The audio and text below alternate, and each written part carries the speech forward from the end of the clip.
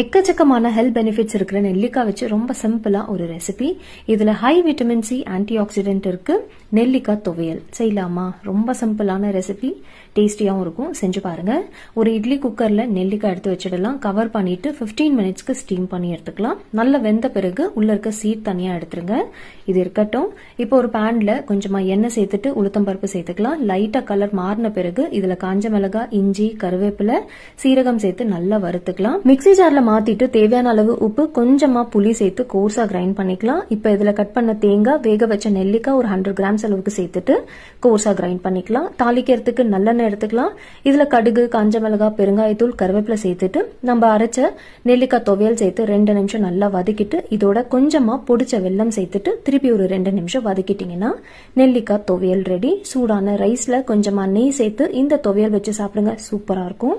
High vitamin C anti accident இருக்க நெல்லிக்காய் வச்சு ரொம்ப ஹெல்த்தியா ஒரு ரெசிபி, நெல்லிக்காய் துவையல் செய்யலாமா?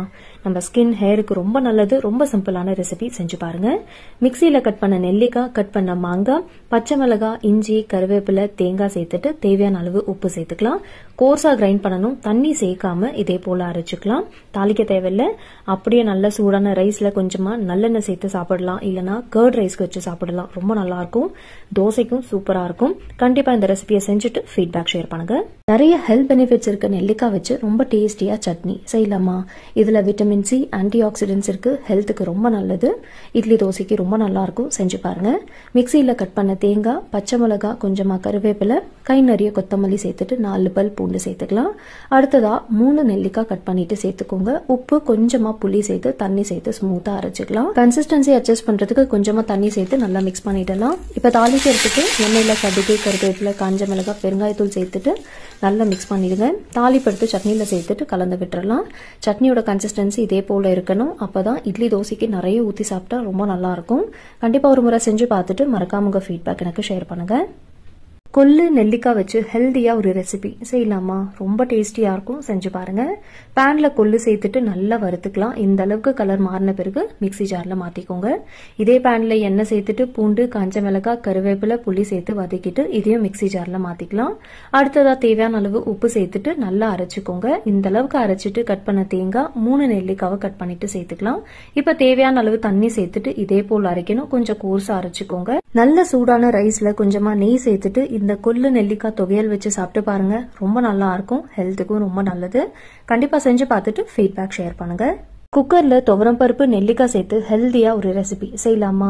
இந்த வெதருக்கு ரொம்ப நல்லது. செஞ்சு பாருங்க. குக்கர்ல துவரம் பருப்பு, கட் பண்ண நெல்லிக்காய், 1 கப் அளவுக்கு தண்ணி சேர்த்துட்டு 2ல இருந்து 3 விசில் வச்சுக்கலாம். நல்லா வெந்த பிறகு இதை நல்லா மேஷ் பண்ணிட்டு எடுத்து வச்சுக்கோங்க.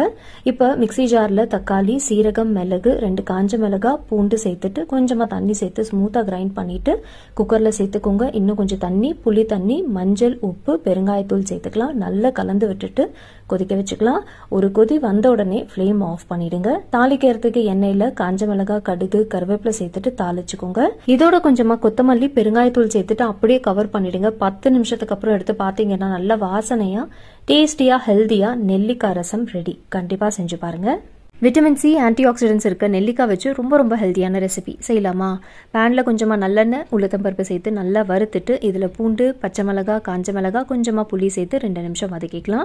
அடுத்தது இதுல கட் பண்ண நெல்லிக்காய், கொஞ்சமா மஞ்சள் சேர்த்துட்டு கவர் பண்ணி வச்சு வேக வச்சுக்கலாம். நெல்லிக்காய் நல்லா சாஃப்டா வேகணும். தேவைப்பட்டா கொஞ்சமா தண்ணி சேர்த்துட்டு நெல்லிக்காய் வேக வச்சுக்கோங்க. இப்போ இதுல தேங்காய், கொத்தமல்லி சேர்த்துட்டு 2 நிமிஷம் வதக்கிட்டு மிக்சியில சேர்த்துக்கலாம். தேவையான அளவு உப்பு, தேவைப்பட்டா கொஞ்சமா தண்ணி சேர்த்துட்டு இந்த மாதிரி அரைச்சிக்கோங்க. கொரப்பா அரைக்கணும். ரொம்ப ரொம்ப ஹெல்தியான ரெசிபி. நல்ல சூடான ரைஸ்ல கொஞ்சமா நெய் சேர்த்துட்டு இந்த தொகையல் வச்சு சாப்பிட்டு பாருங்க. அவ்வளோ நல்லா இருக்கும். கண்டிப்பா செஞ்சு பார்த்துட்டு மறக்காம உங்க ஃபீட்பேக் எனக்கு ஷேர் பண்ணுங்க.